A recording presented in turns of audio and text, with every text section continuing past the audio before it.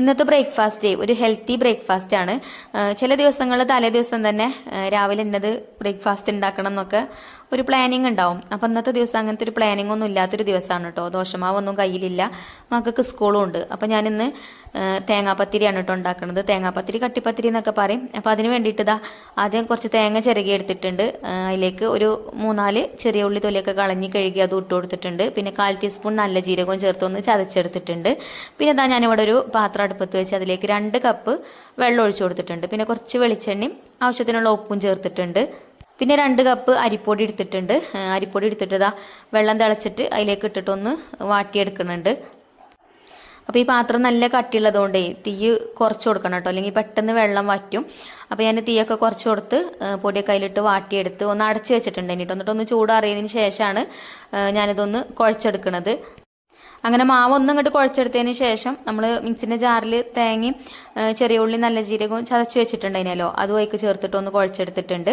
അപ്പോൾ എളുപ്പത്തിൽ കുഴായിക്കിട്ടു കേട്ടോ. നല്ലോണം അങ്ങോട്ട് കുഴച്ചെടുക്കേണ്ട ആവശ്യമൊന്നുമില്ല, ജസ്റ്റ് ഒന്ന് കുഴച്ചെടുത്താൽ മതി. നമ്മൾ മാവക്ക് വെളിച്ചെണ്ണയൊക്കെ ചേർത്ത് കൊടുത്തതുകൊണ്ടേ ഇത് വാട്ടിയ വെള്ളത്തേക്ക് വെളിച്ചെണ്ണയൊക്കെ ചേർത്തല്ലോ, അപ്പോൾ പെട്ടെന്ന് തന്നെ ആവും കേട്ടോ. ഇനി ഇതാ കുറച്ച് വലിയ ബോൾസ് ആക്കിയിട്ട് എടുക്കുന്നുണ്ട്. നമ്മൾ സാധാരണ നൈസ് പത്തിരിക്ക് ചെറിയ ചെറിയ ബോൾസ് അല്ല എടുക്കുക. ഈ ഒരു പത്തിരിക്ക് പേരെന്നെ കട്ടിപ്പത്തിരി എന്നാണ്. അപ്പോൾ കുറച്ച് വലിയ ബോൾസ് വേണം കേട്ടോ എടുക്കാൻ. എന്നിട്ട് ഇതാ പത്തിരി പ്രസ്സിലിട്ടിട്ട് ഒന്നും ഇങ്ങോട്ട് പ്രസ് ചെയ്തെടുത്തിട്ടുണ്ട്. കുറച്ച് കട്ടിയുള്ള പത്തിരി തന്നെയാണ് കേട്ടോ, നല്ല നൈസായിട്ടുള്ളതൊന്നും അല്ല.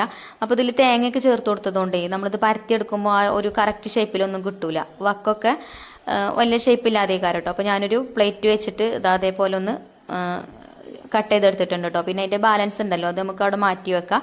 ബാക്കിയുള്ള പത്തിരിയൊക്കെ ഇതേപോലെ ചെയ്തെടുക്കുമ്പോൾ ഒരു പത്തിരി നമുക്ക് അങ്ങനെ ഉണ്ടാക്കാനുള്ള മാവ് ഉണ്ടാവും കേട്ടോ. അങ്ങനെ നമ്മൾ തേങ്ങാപ്പത്തിരി ഞാൻ അവിടെ പരത്തിയെടുത്തിട്ടുണ്ട്. ഇനി ഇതാ നമുക്കിത് ചുട്ടെടുക്കാം. ഇത് ചുട്ടെടുക്കുന്ന സമയത്തും കുറച്ച് സമയം ഇങ്ങനെ തിരിച്ചു മറിച്ചിട്ടിട്ട് വേവിച്ചെടുക്കണം കേട്ടോ, അല്ലെങ്കിൽ ശരിക്ക് വെന്ത് കിട്ടൂല. ഉൾവശമൊന്നും ശരിക്ക് വെന്ത് കിട്ടൂല. നമ്മളിത് തിരിച്ചു മറിച്ചിട്ട് വേവിച്ചെടുക്കുന്ന സമയത്ത് തന്നെ ഇങ്ങനെ പൊള്ളച്ച് വരും. അപ്പം നമുക്ക് ചട്ടിയിൽ നിന്ന് മാറ്റി കൊടുക്കാം കേട്ടോ. ഇതാവുമ്പോൾ നമ്മൾ സാധാ പത്തിരി ഉണ്ടാക്കുന്ന പോലെ കുറേ സമയം പരത്തിയെടുക്കേണ്ട ആവശ്യമില്ല, എളുപ്പത്തിൽ ഉണ്ടാക്കാനും പറ്റും. പിന്നെ ഇതിലേക്ക് കറിൻ്റെ ഒന്നും ആവശ്യമില്ല കേട്ടോ. കറിയൊന്നും ഇല്ലെങ്കിലും നമുക്ക് കട്ടൻ ചായൻ്റെ കൂടെ അങ്ങനെ കഴിക്കാനും നല്ല ടേസ്റ്റ് ആട്ടോ. നമ്മൾ ചെറിയ ഉള്ളി നല്ല ജീരകമൊക്കെ ചേർത്ത് കൊടുത്തില്ലേ, അപ്പോൾ അതിൻ്റെ ഒരു ഫ്ലേവറൊക്കെ നല്ലോണം ഇതിലുണ്ടാവും കേട്ടോ. അങ്ങനെ നമ്മൾ പത്തിരിയൊക്കെ ഞാൻ പരത്തി ചുട്ടെടുത്തിട്ടുണ്ട്. നല്ല ടേസ്റ്റ് ആട്ടോ ഇത് കഴിക്കാൻ. അപ്പോൾ ഞാനിത് തേങ്ങാപ്പാലിൻ്റെ കൂടെയാണ് സെർവ് ചെയ്യണത്. അപ്പോൾ കുട്ടികൾക്ക് ഇത് തേങ്ങാപ്പാലിൽ മുക്കിയിട്ട് കഴിക്കുന്നത് ഭയങ്കര ഇഷ്ടമാണ്. പിന്നെ ഇത് അരിപ്പൊടിയിൽ തന്നെ ഉണ്ടാക്കണമെന്നൊന്നുമില്ല കേട്ടോ. ഗോതമ്പ് പൊടി ഉണ്ടെങ്കിൽ ഗോതമ്പ് പൊടി കൊണ്ട് ഉണ്ടാക്കിയാലും മതി. അപ്പോൾ ഒന്നും കൂടെ ഹെൽത്തി ആവും. അപ്പോൾ ഇതാ നമ്മളെ പത്തിരിയൊക്കെ ആയിട്ടുണ്ട്. അപ്പോൾ നല്ല ടേസ്റ്റുള്ള പത്തിരിയാണ് കേട്ടോ. അപ്പോൾ നിങ്ങളൊന്ന് ട്രൈ ചെയ്ത് നോക്കുകൊണ്ട് ചില കൂട്ടുകാരൊക്കെ ഉണ്ടാക്കുന്ന റെസിപ്പി തന്നെ ആവും. അപ്പോൾ ഇൻഷാല്ലാ അടുത്ത വീഡിയോയിൽ കാണാം.